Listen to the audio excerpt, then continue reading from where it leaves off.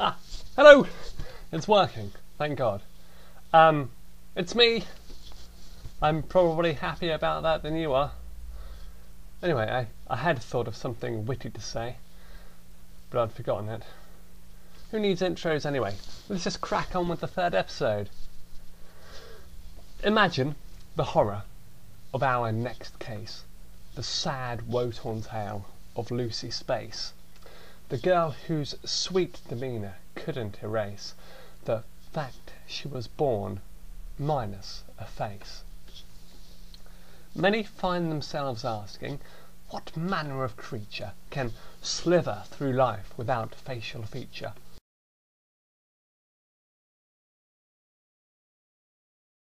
No nose, no lips, no eyes and no ears. Their imaginations play to their darkest fears.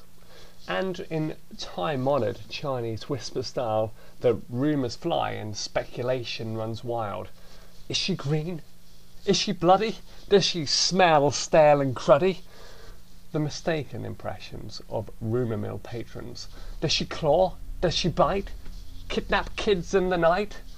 Their sick imaginations know few limitations.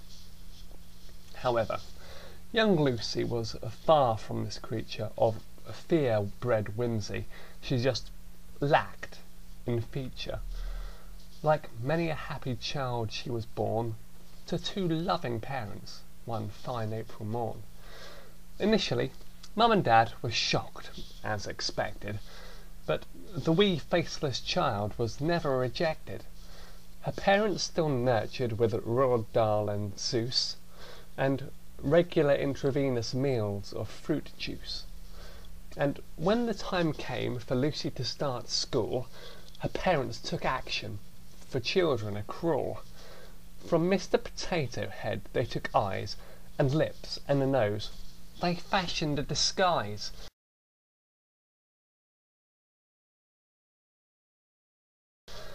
But children, though young, are far from foolish, and, as we all know, they are rarely squeamish. They pulled off her nose, her lips and her eyes, ran home to their parents and told terrible lies.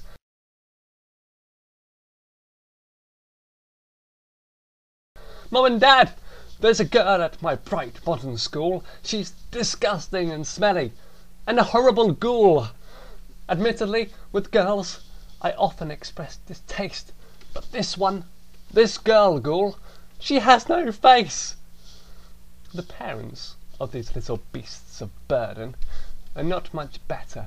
They panic and drink bourbon, and in drunken stupors they phone their friends, till from the ashes of ignorance a lynch mob ascends. Of course, suburbanites are hardly efficient. The best they could muster was form a petition. Every parent signed in a block capital way and presented the damn thing to the PTA. If you're familiar with PTA law, you'll be aware of their delusions of grandeur. They meet on dark nights and sacrifice young maidens, and a large proportion, I'll wager, are masons. In hoods and in cloaks, to hide their tails, they convene under full moonlight and arrange bake sales.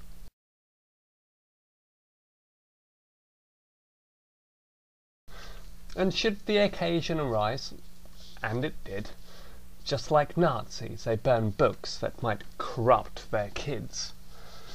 But in the case of Lucy Space, they waived this pyro embarrassment. Instead, they went below the belt and enforced a cowardly banishment. So the hammer came down, and all through the town the mob of expulsion went forth. And with electric lights held high in the air, the hysterical gang travelled north.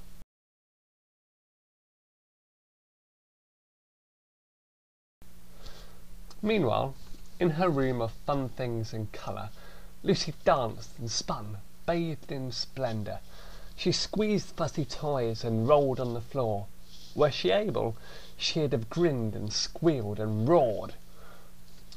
Her imaginary pals danced and sang, but they were the only ones to hear the bang. They ushered Lucy to the closet and crept to the hall, but down the stairs, by the door, Lucy's parents were crushed dead against the wall.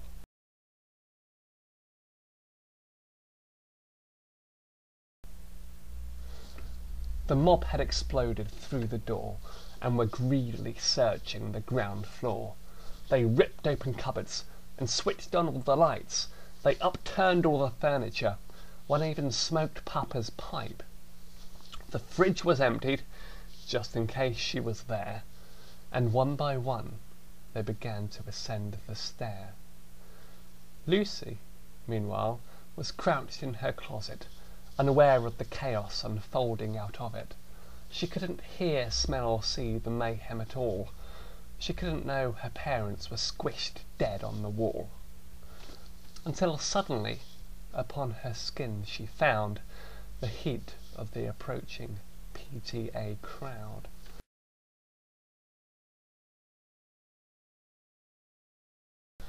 Closer and closer they gathered to peek. Each wanted their pound of flesh of the freak. Finally, the voyeurs at the back were in view of the hideous creature whose banishment was due. Needless to say, they weren't impressed. The hideous creature was strange at best, and the most disappointing these sickos found, the girl was now dead, asphyxiated on the ground.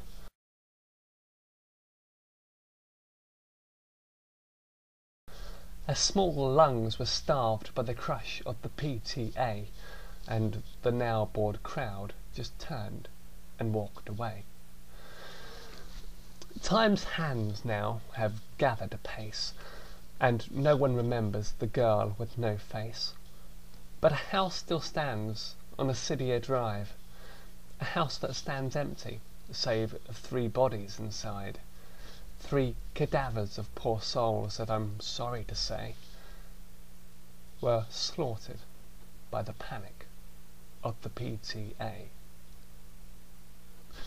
So, that's the 3rd episode, The Tale of Lucy Space. I shall be back fairly shortly with another one. But for now, catch you later.